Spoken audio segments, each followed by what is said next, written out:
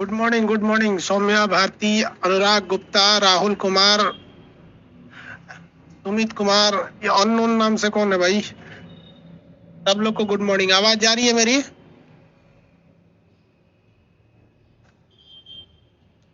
आवाज जाई तो?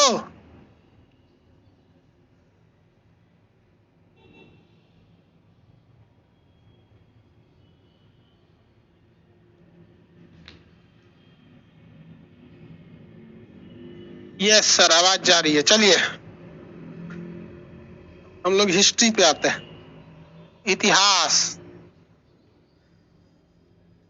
आप लोग को मंदिर निर्माण की कला, मूर्ति निर्माण की कला वगैरह वगैरह के बारे में हमने आपको जानकारियां दे दी थी। आप बताइए ये कौन सी कला की मूर्ति है? ऐसे अभी हम किस मूर्ति कला शैली में खड़े हैं? चिरायु भव किस मूर्ति में पढ़े तुम्हें? लोगों गंधार बोलता है।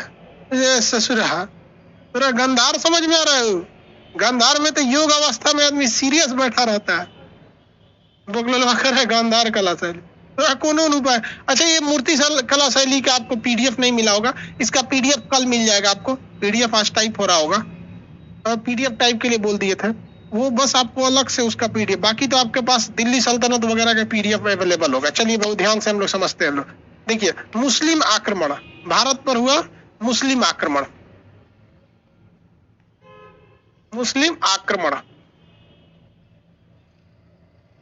अगर आप मुस्लिम आक्रमण को देखिएगा ध्यान से तो इसमें आपको 3 स्टेप देखने को मिलेगा, ठीक है। और मुस्लिम आक्रमण में भी अगर इस तरह से देखेंगे बिना सीक्वेंस का, सबसे पहले आपको मोहम्मद बिन कासिम आएंगे, लूट के लेके चला गया मोहम्मद बिन कासिम। तो यहां देखिए ध्यान से, पहला आक्रमण जो हुआ था अरब देश वालों ने किया था। कौन से देश वालों ने? अरब देश वालों ने। दूसरा आक्रमण हुआ तो तर्क का था, तुर्क आक्रमण। और तुर्क आक्रमण में भी अगर आप देखेंगे ध्यान से तो तुर्क आक्रमण में एक था गजनबी, सुबक्तगीन, इसी के खानदान का था। और दूसरा था गौरी ससुर अपना खानदान ही छोड़ दिया। उसी में से होते होते लास्ट में वो बाबर आ गया। लास्ट में क्या आ गया? बाबर। अब बाबर से हो गया मुगल, मुगल से हो गया अंग्रेज, अंग्रेज से हो गया स्वतंत्रता, नेताओं का राज आ गया। किसका राज आ गया भैया? नेताओं का राज आ गया। चलो भाई ध्यान से समझते हैं, अरब आक्रमण को ध्यान से समझते हैं। कौन से आक्रमण को? अरब आक्रमण को। तो पहला हम समझते हैं अरब आक्रमणकारी मोहम्मद बिन कासिम, उसके बाद से गजनबी, और उसके बाद देखेंगे गौरी। गौरी से तो बहुत सारे वंश भी स्टार्ट हो गए सब। अरब आक्रमण का पहला स्टार्टिंग हुआ अरब आक्रमण 712 ईस्वी में मोहम्मद बिन कासिम ने आक्रमण किया। सबसे पहले कौन आया था अरब आक्रमण? मोहम्मद बिन कासिम। मोहम्मद बिन कासिम, मोहम्मद बिन कासिम, इसने 2 बार आक्रमण किया। पहला 712 ईस्वी सिंध प्रांत में, दूसरा 713 ईस्वी मुल्तान, सिंध प्रांत में। कौन से प्रांत में? सिंध प्रांत में। और यहाँ के राजा थे कौन थे? दाहिर। यहाँ के राजा दाहिर को पराजित कर दिया। उसके बाद किस लिया? मुल्तान। ये 2 साम्राज्यों को उसने जीत लिया था। 2 साम्राज्यों पर आक्रमण करके जीत गया। जीतने के बाद अल मंसूरा जगह था मुल्तान के पास, उसे राजधानी बनाया, फिर यहाँ से लौट गया। यहाँ पे उसने शासन नहीं किया, लेकिन यहाँ पर उसने एक नए प्रकार का टैक्स लगा दिया इस एरिया में, जिसका नाम था जजिया कर। भारत पर आक्रमण करने वाला पहला मुस्लिम आक्रमणकारी कौन था? क्या हो गया भाई?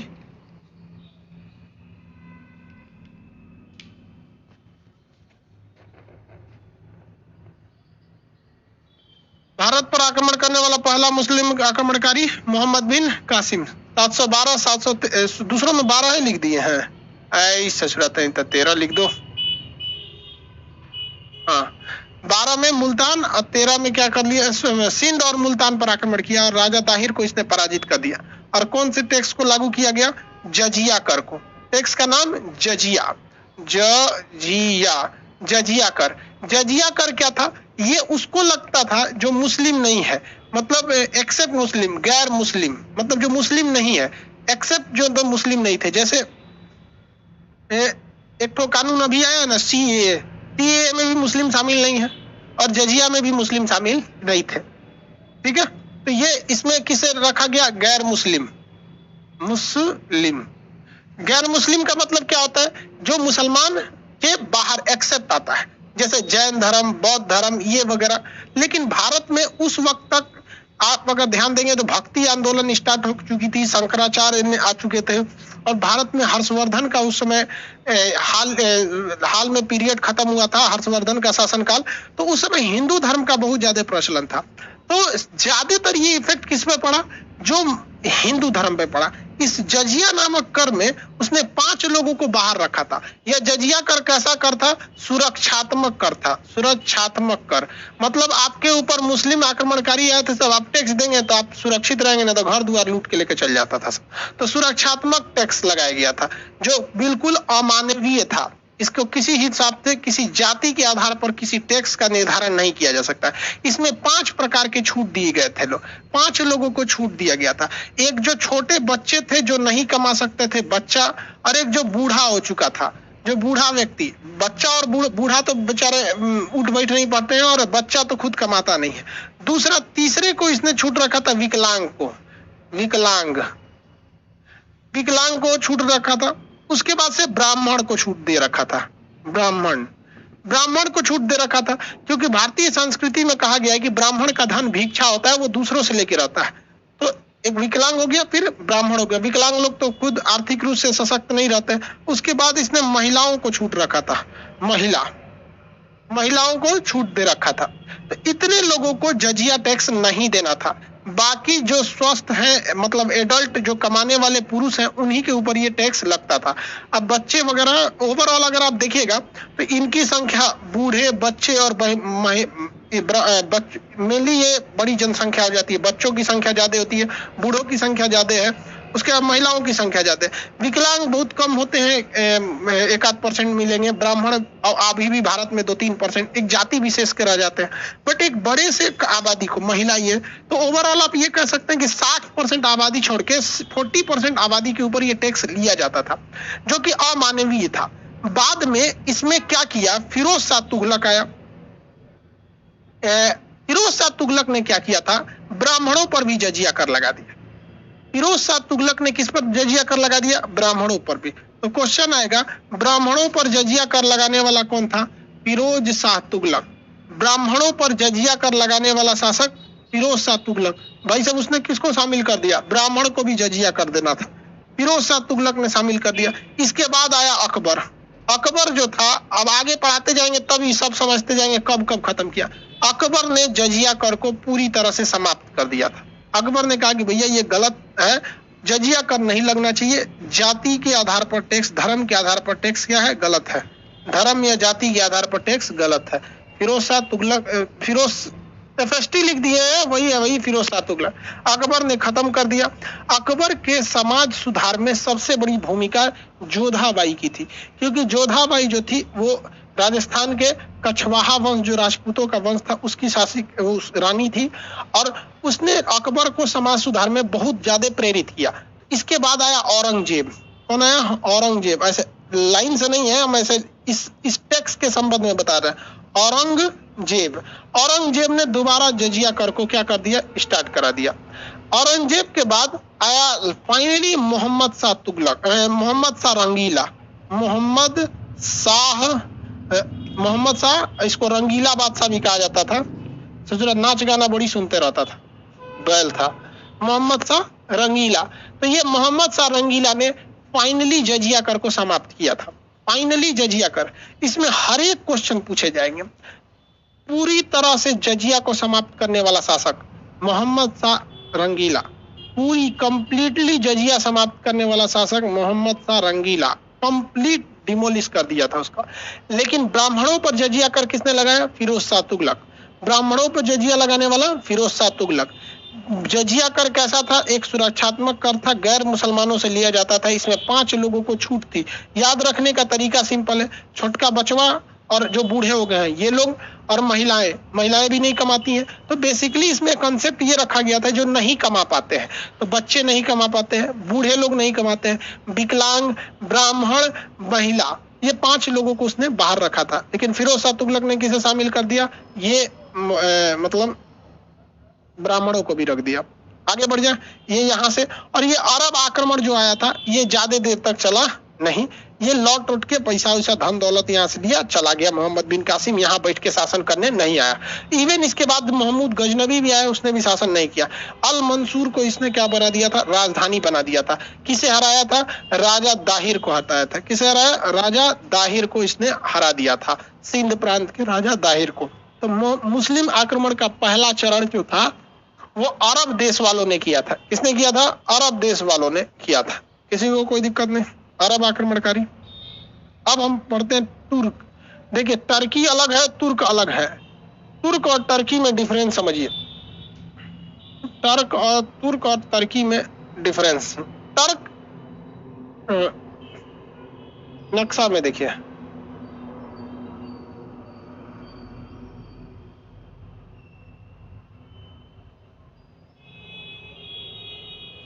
ये है अरब आक्रमण।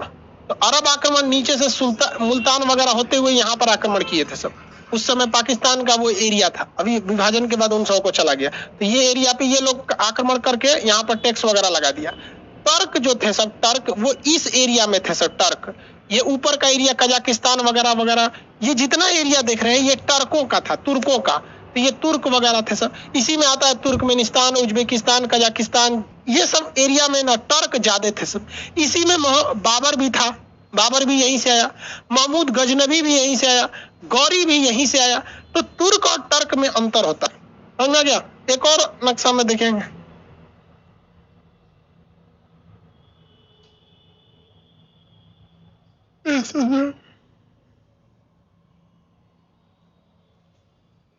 ये भारत है, इसमें ससुरा पीओके को आधा नक्शा जो इसे होता है सुना, यहाँ पे ये देखिए, ये वाला जो एरिया है टर्क का, ये ऊपर से देखेंगे तो ये तुर्की, ये ऊपर वाला एरिया ये टर्क थे सब उस समय।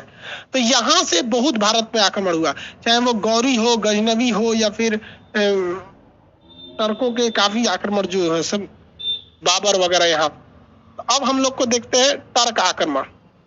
तुर्क आक्रमण में सबसे पहले कौन आएगा, महमूद गजनबी। कौन आएगा,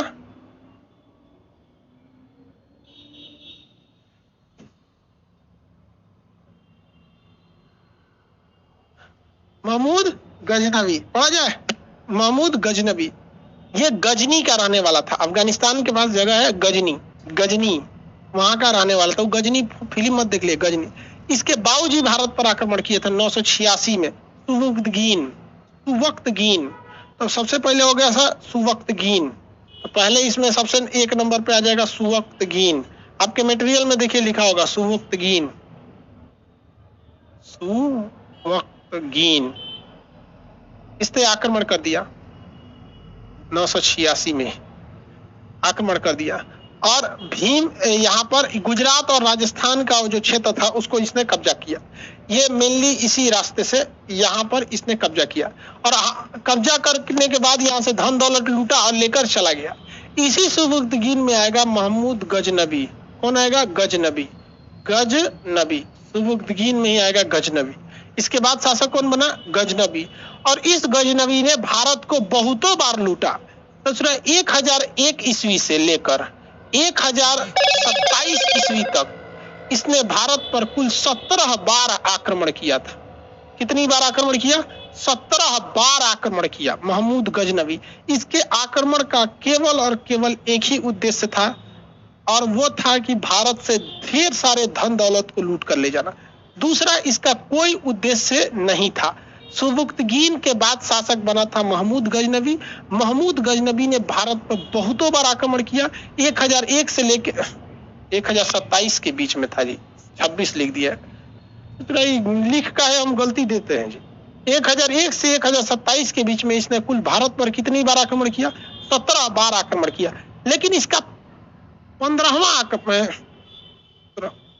1025 ईस्वी का इसका आक्रमण जो था सोमनाथ के मंदिर पर, यह सबसे ज्यादा फेमस हो गया।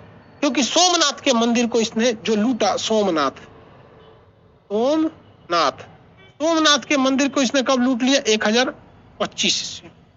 यहां पर इसने जब आक्रमण किया तो गुजरात के नीचे वाला ये जो मंदिर था सोमनाथ का मंदिर, इस सोमनाथ के मंदिर से महमूद गजनवी ने सबसे ज्यादा मात्रा में क्या लूट कर लेके गया? धन दौलत लूट के ले गया। तो महमूद गजनवी के 17 आक्रमण में से सबसे फेमस आक्रमण, इसका साउंड नहीं आ रहा है, एक सेकंड बैटरी चेंज कर देता है। सबसे प्रसिद्ध इसका आक्रमण था सोमनाथ का मंदिर।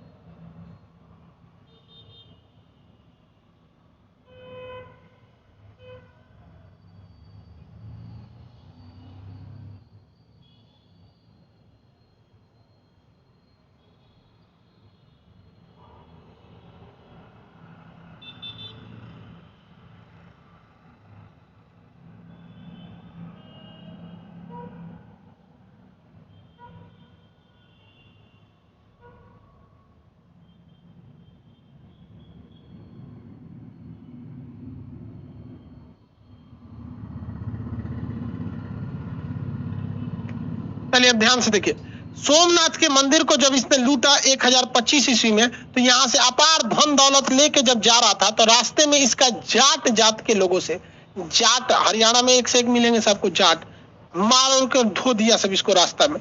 लेकिन ये ससुरा होशियार निकला, जाटों से उसने उलझा नहीं और कहा कि भैया अभी हमने सोमनाथ के मंदिर के आसपास से बहुत सारे धन दौलत को लूटा है। आवाज क्लियर जा रहा है ना? सोमनाथ के मंदिर से अपार धन दौलत को लूटा, इसलिए ये उस समय उलझने को सही नहीं समझा और इसने कहा कि भैया अभी जाते हैं, लौटेंगे अगले साल तो फिर आक्रमण करेंगे। तो सोमनाथ के 16वां बार जो आक्रमण हुआ था, 16वां बार, इसके बाद इसने धन दौलत खूब लूटा। इसके बाद इसने जब लौट कर आया तो जाट जाति जो होती है, जाट के विरुद्ध 1027 ईस्वी में इसने अपना 17वां बार भारत पर आक्रमण किया था, जाट जात के लोगों के करते। लेकिन ये उसी समय आक्रमण नहीं किया था, विवाद ये उसका उसी समय से हो गया था और अपार धन दौलत को ये लूट के ले गया था।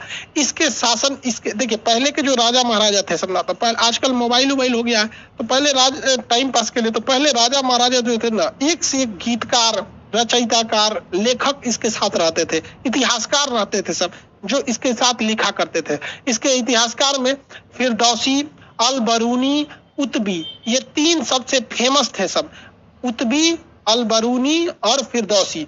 शाहनामा फिरदौसी, किताबुल हिंद या ये तहकीकात हिंद या किताबुल हिंद अल-बरूनी ने लिखा है। तो इसके शासन में इसके साथ 3 प्रमुख इतिहासकार थे, तीनों के नाम याद रखेंगे, आपसे अक्सर पूछता है।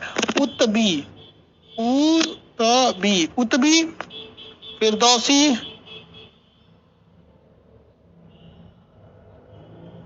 अल-बरूनी,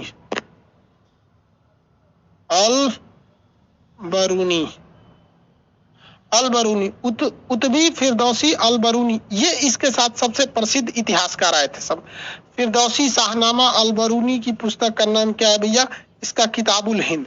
ये यहाँ से धन दौलत लूटा और किसी भी अपने उत्तराधिकारी को यहाँ पर जगह नहीं दिया।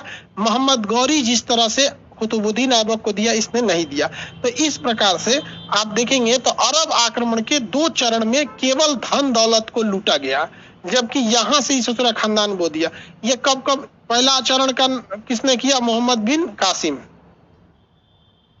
712-13। यहाँ पर सुबक्तगीन आया, दूसरा गजनबी 1001 से 1027 के बीच में,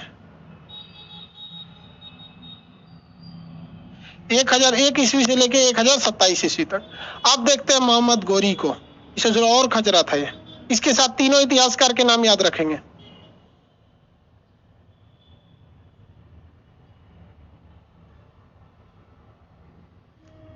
हाँ, उधर जाके मर खप गया, वो 3 साल बाद मर गया था।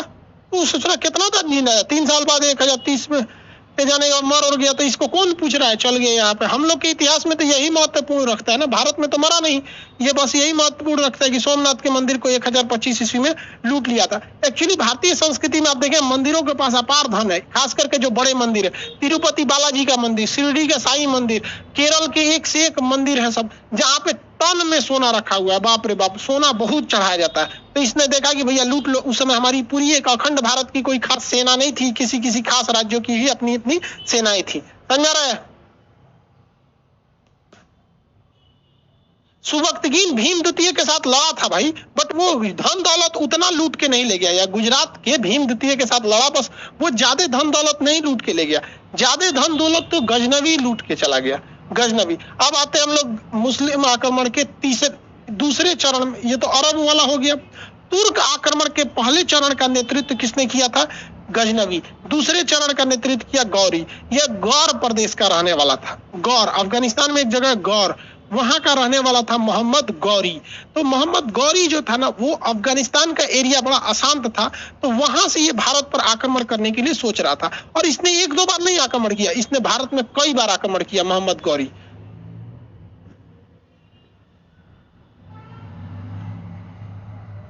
मोहम्मद गौरी, भारत में जितने भी आक्रमण हुए वो इसी रास्ते से होते थे, क्योंकि ये उपजाऊ एरिया था और यहाँ पर धन दौलत ज्यादा थे।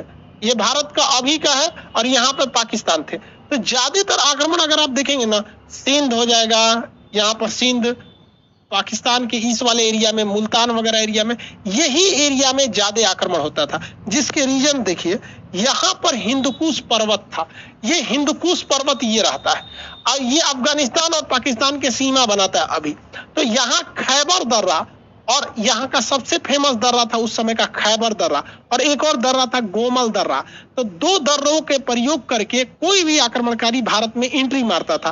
खैबर दर्रा, गोमल दर्रा, ये पश्तून के पास से इधर से निकलते हैं सर हिंदुकुश पर्वत को। तो मोहम्मद गौरी भी इसी रास्ते से आया था। इसकी भारत में पराजय भी हुई थी और जीत भी मिलते गई थी, लेकिन इसको सबसे बड़ा जीत जयचंद के वजह से तराइन के द्वितीय युद्ध में इसे मिल गया था। जयचंद और तराइन के द्वितीय युद्ध में। आप बताएंगे गोमल दर्रा और खैबर दर्रा किन पर्वतों में है? गोमल दर्रा और खैबर दर्रा किन पर्वतों में? गोमल दर्रा तथा खैबर दर्रा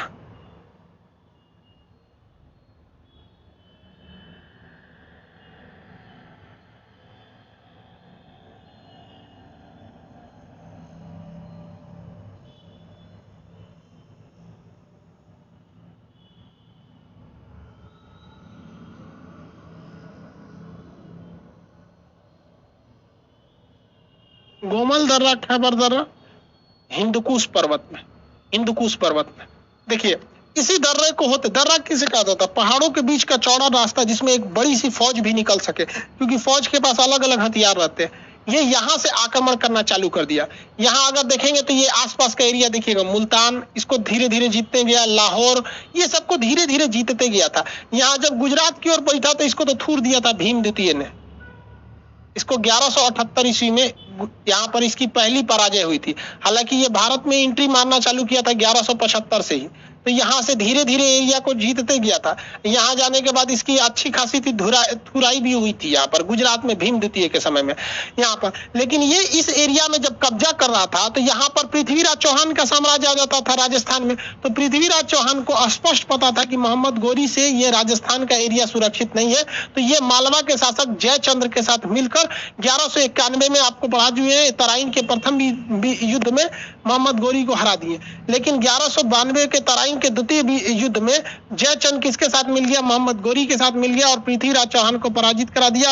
उसके बाद 1194 के युद्ध में, चंदवार के युद्ध में, इनको भी मार दिया मोहम्मद गौरी और इस पृथ्वीराज चौहान को भी बंधक बना दिया, इनका भी साम्राज्य छीन लिया। यहाँ पर मोहम्मद गौरी भी लौट गया, ध्यान से समझिए, मोहम्मद गौरी भी लौट गया। लेकिन अगर वो कोई बेटियां ना फसल रहती तो दिक्कत नहीं हुआ रहता। तो ये तीनों लौट गए थे सब, चाहे मोहम्मद बिन कासिम भी लौटा, सुबक्तगीन और महमूद गजनवी भी लौटा, मोहम्मद गौरी भी लौटा। लेकिन ओकर लड़कियां जो थी वो कुतुबुद्दीन ऐबक के साथ बियाह कर लेलस फंस के। अब ओकरा चक्कर में, ओकरा दहेज के चक्कर में समझ जाइए तो यहाँ का वो मुल्तान देती है, ओकरे चक्कर में। आप बताइए अगर मोहम्मद गोरी जो था, अगर उसका बेटी का ब्याह ना हुआ रहता कुतुबुद्दीन ऐबक से, और कुतुबुद्दीन ऐबक गुलाम ना होता तो ये तो देने की जरूरत नहीं पड़ती, चल गया रहता। बहुत सब तांडव कर दिया सब।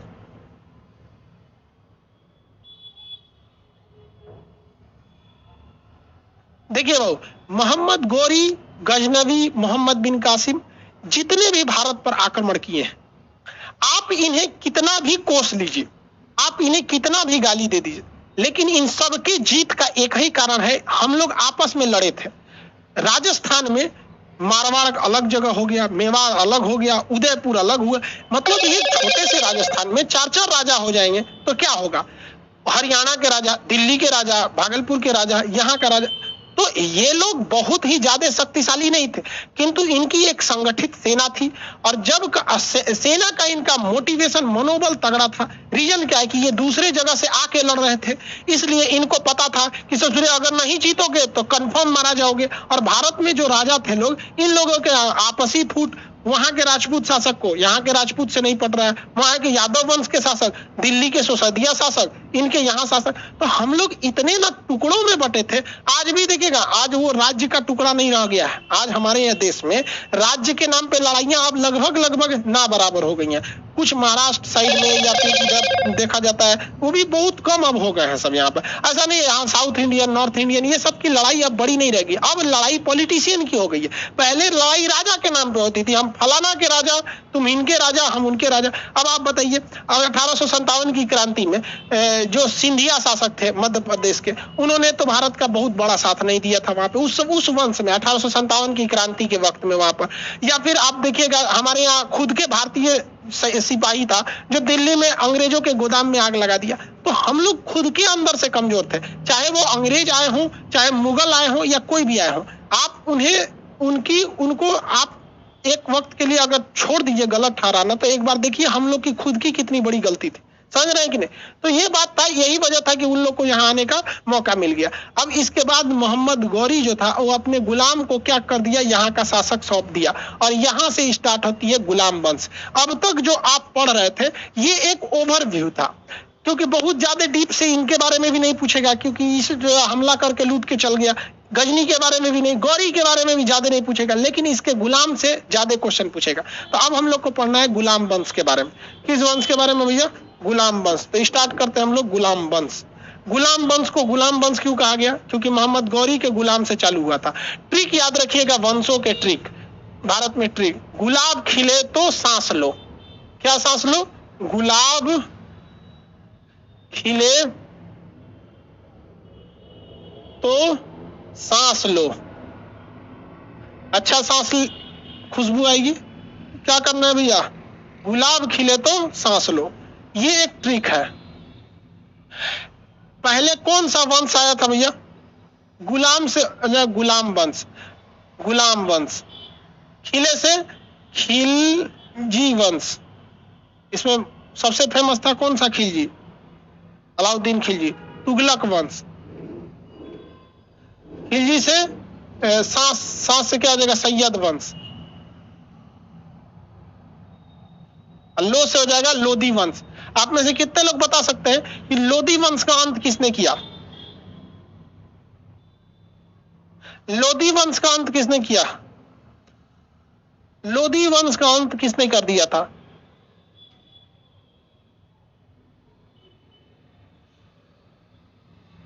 बाबर ने। लोधी वंश के अंतिम शासक इब्राहिम लोधी को पानीपत के प्रथम युद्ध में, हरियाणा के पानीपत के मैदान में मार दिया। कौन? बाबर ने। इस पूरे सल्तनत में युद्ध के मैदान में अगर कोई मारा गया था तो इकलौता सुल्तान था लोधी वंश का इब्राहिम लोधी, जो युद्ध के मैदान में मारा गया था। कहाँ मारा गया? युद्ध के मैदान में मारा गया था। चलिए, तो ये उस गुलाम वंश हो गए। इसके शासक देखेंगे तो शासक ऐबक जल गया खीबों से। ये दूसरा ट्रिक देखेंगे शासक का। शासक कौन, किस वंश का शासक था? ऐबक जल गया खीबों से। ऐबक जल गया खीबों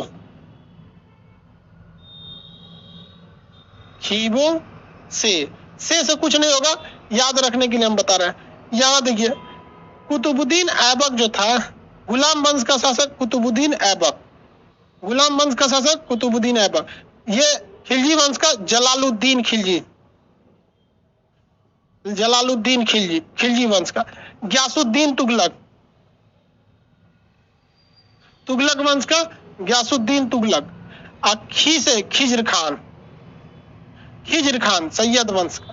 अब वो यहाँ ये वाला बो से बहलोल लोदी, बहलोल लोदी, तो लोदी वंश का शासक बहलोल लोदी। याद रखिएगा ट्रिक से यहाँ पर। गुलाम वंश का कुतुबुद्दीन ऐबक, खिलजी वंश का जलालुद्दीन मोहम्मद खिलजी, तुगलक वंश का ग्यासुद्दीन तुगलक, तुगलक वंश का ग्यासुद्दीन तुगलक, सैयद वंश का खिज्र खान, लोदी वंश का बहलोल लोदी, लोदी वंश का बहलोल लोदी। इसमें सबसे लंबा शासन किसने किया?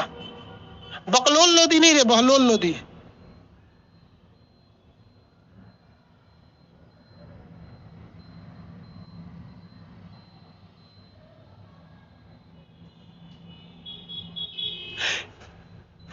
इसमें वंश देखिए, अवधि, सबसे ज्यादा टाइम तक शासन किसने किया? सबसे ज्यादा टाइम तक शासन किसने किया था? इस शासक ने सबसे लंबे वर्ष तक शासन किया था। कौन से वंश ने? तो इसका क्या है भैया? तुगलक सखी। कौन? तुगलक सखी, तुगलक सखी। देखिए, सबसे लंबा वंश कौन सा चला था? तुगलक वंश। उससे छोटा था गुलाम वंश, उससे छोटा था लोदी वंश। क्या क से कोई वंश है इसमें? नहीं, क से कोई वंश नहीं, तो क से काट, ता से सैयद वंश। सबसे छोटा था खिलजी वंश। खिलजी वंश में 21 को बढ़िया शासक रहा था, अलाउद्दीन खिलजी, मतलब योद्धा टाइप का, लड़ाकू। बाकी जलालुद्दीन खिलजी को तो खुद ही मार दिया, इसके बाद कोई बचा ही नहीं। इसमें वंश का कार्यकाल पूछेगा तो आपको दिमाग में है तुगलक सखी। सबसे ज्यादा वंश देर तक शासन कौन किया? तुगलक वंश। आई में एगो पगला था मोहम्मद बिन तुगलक, ऐसा ऐसा कांड किया जिसका कोई हद नहीं। तो ये हो गया भैया आपका कौन सा वंश? तुगलक वंश। तुगलक वंश। शॉर्टकट ट्रिक क्या होगा? तुगलक सखी। शॉर्टकट ट्रिक तुगलक सखी।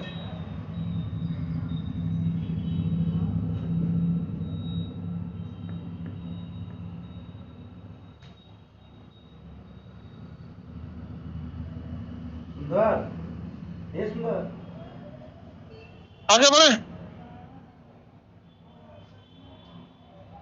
किसी को कोई दिक्कत नहीं? इस ट्रिक को 4 बार याद रखेंगे।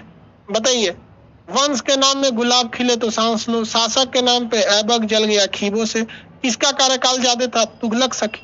इसमें कार्यकाल पूछ देता है। अब हमको स्टार्ट करना है गुलाम वंश। गुलाम वंश, गुलाम वंश किसका गुलाम था? मोहम्मद गौरी का गुलाम था। क्या नाम था? कुतुबुद्दीन ऐबक।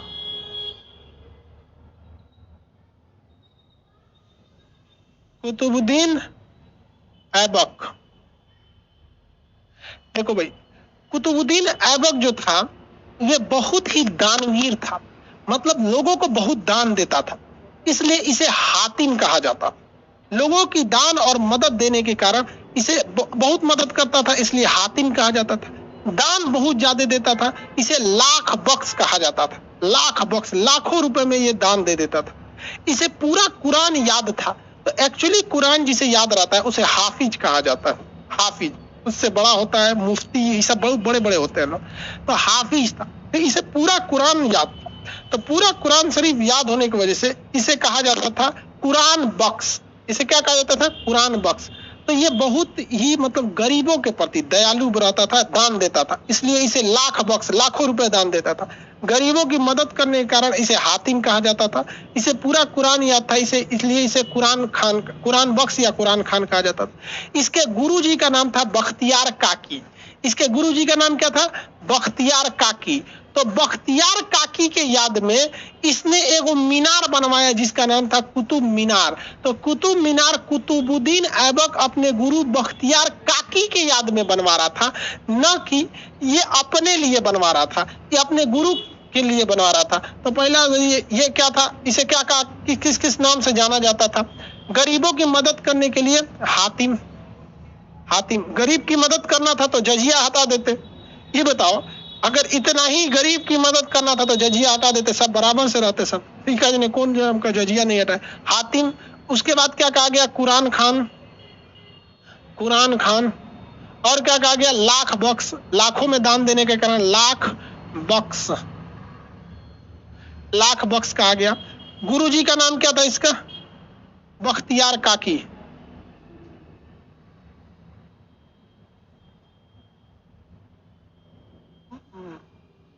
जो बख्तियार को नहीं लिखा था जी, बख्तियार, बख्तियार काकी, गुरु का नाम बख्तियार काकी। इनके लिए क्या बनवाया था?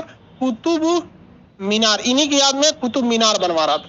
इनके याद में क्या बनवाना था? कुतुब मीनार। कुतुबुद्दीन ऐबक के सेनापति का नाम बताइए, कितने लोग बता सकते हैं? कुतुबुद्दीन ऐबक के सेनापति का नाम कुछ आइडिया? हम एक बार नक्शा के क्लास में बता चुके हैं। कुतुबुद्दीन ऐबक के सेनापति का नाम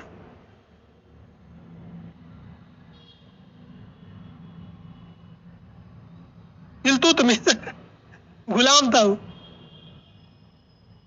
बख्तियार खिलजी, कुतुबुद्दीन ऐबक का एक सेनापति था बख्तियार खिलजी, जिसने कौन सा विश्वविद्यालय जला दिया? कोई आइडिया है? कुतुबुद्दीन ऐबक का सेनापति बख्तियार खिलजी नालंदा विश्वविद्यालय जला दिया। कहाँ का? पटना कह रहे हैं, नालंदा डिस्ट्रिक्ट है बिहार में, नालंदा विश्वविद्यालय। उसी के नाम पर एगो स्टेशन है बख्तियारपुर, बिहार शरीफ में है नालंदा जी, वहां पे बख्तियार का खिलजी। नालंदा यूनिवर्सिटी पटना से थोड़ा दूर है, बिहार शरीफ डिस्ट्रिक्ट है, वहां पर नालंदा डिस्ट्रिक्ट में है, मुख्यालय उसका बिहार शरीफ है। चलो याद देखो, ये बख्तियार खिलजी, बख्तियार खिलजी। अब इसको खिलजी से ही मत याद रख दिएगा कि अलाउद्दीन खिलजी, बख्तियार खिलजी। कौन सा विश्वविद्यालय बनाया? जलाए नालंदा विश्वविद्यालय।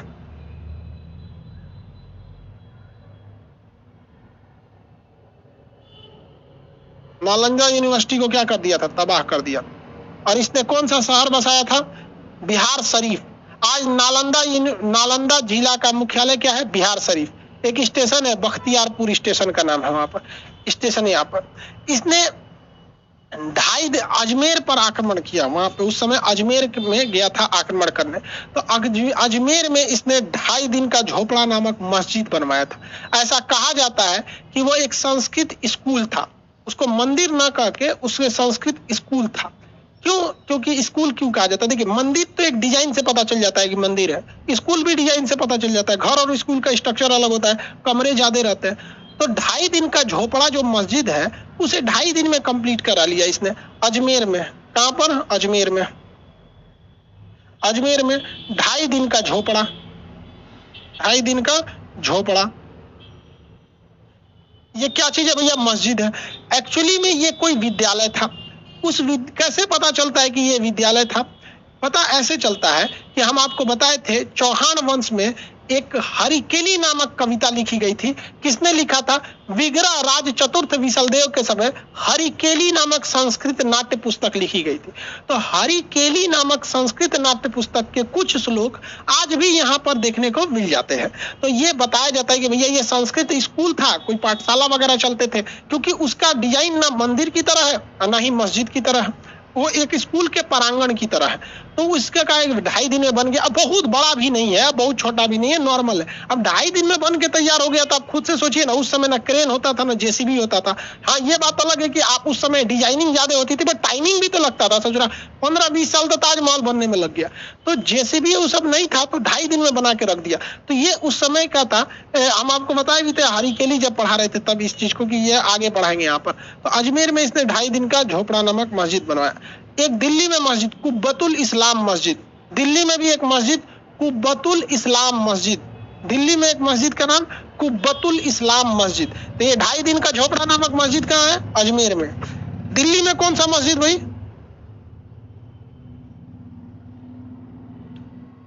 दिल्ली में कौन सा मस्जिद बनवाया? कुब्बतुल इस्लाम मस्जिद। दिल्ली में कुब्बतुल इस्लाम मस्जिद, कुब्बतुल इस्लाम मस्जिद। तो ध्यान से देखिए, कुतुबुद्दीन ऐबक अपने गुरु बख्तियार काकी की याद में कुतुबुद्दीन मीनार बनवाया। 2.5 दिन का झोपड़ा मस्जिद अजमेर में, कुब्बतुल इस्लाम मस्जिद दिल्ली में। इसका सेनापति बख्तियार खिलजी नालंदा विश्वविद्यालय को क्या कर दिया, जला दिया था। यहाँ पर बिहार शरीफ नामक शहर बसाया। ये लाखों में दान देता था, लाख बख्श कुरान याद था, कुरान खान कहा जाता था, हातिम कहा जाता था, गरीबों के प्रति थोड़ा सा सहानुभूति रखता था। इसे पोलो खेलने का बड़ा शौक था, यानी चौगाना खेलने का शौक था। तो लाहौर में इसने ये चौगाना खेल रहा था। लाहौर में क्या खेल रहा था, चौगाना। चौगाना समझते हैं, फुटबॉल, एगो फुटबॉल ले लीजिए, घोड़ा पे बैठ के एगो डंटा से उसको मार मार हाँकिए, तो घोड़ा सही से हाँक रहा था। पहले सोच रहा है लपक के मारने गया, बस गिर गया उसी पे से। और जब गिरा तो इसको घोड़ा खान दिया। इसको क्या खान दिया, घोड़ा खान दिया। तो कुतुबुद्दीन ऐबक की मृत्यु चौगाना खेलते वक्त गिर जाने से हुई, क्योंकि गिरने के बाद इसे घोड़ा खान दिया था। तो घोड़ा खान देने की वजह से इसकी क्या हो गई, मृत्यु हो गई। घोड़ा खान देने की वजह से इसकी मृत्यु। खान देने का मतलब समझते हो, सीबीएसई वाला पूछ रहा है, खान देने का मतलब होता है कोड़, मतलब इसे तरीके नहीं समझता। घोड़ा लाते से कचार दिया इसको। कुतुबुद्दीन ऐबक को घोड़ा जो ना लात से कचार दिया था, इसे तब टूट दिया उसको बढ़िया से, गटई उटई पे पैर रख दिया, मुड़क गया गटइये, चल गए यहाँ कुतुबुद्दीन ऐबक, घोड़ा खान दिया उसको। इसीलिए हेलमेट पहन के खेलना चाहिए। तो ये जो जाकर 5-5 कुंटल के घोड़ा होता है, सब राजा महाराजा का घोड़ा तो और तगड़ा होता है, गटइये पे मार दिया होगा एक लात, तो मुड़ गया यहाँ पे, चल गए वहां। उस समय एम्स भी नहीं खुला था कि बचाया जा सके। लाहौर में तो अभी एम्स नहीं है।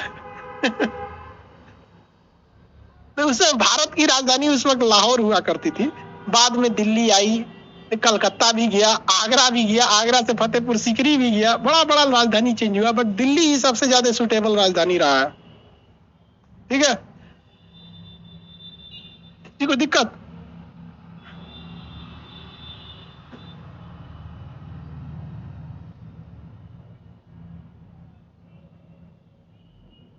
ऐसे घोड़ा खाने का मतलब ऐसे घोड़ा कचार दिया, घोड़ा उसको कचार दिया था, उसकी मृत्यु हो गई। उसकी क्या हो गई, मृत्यु हो गई। कुतुबुद्दीन ऐबक की मृत्यु हो गई। समझ में आ गया? अब कुतुबुद्दीन ऐबक के बारे में आगे कल समझाएंगे। ठीक है, आज के लिए इतना ही, आगे कल समझा देंगे।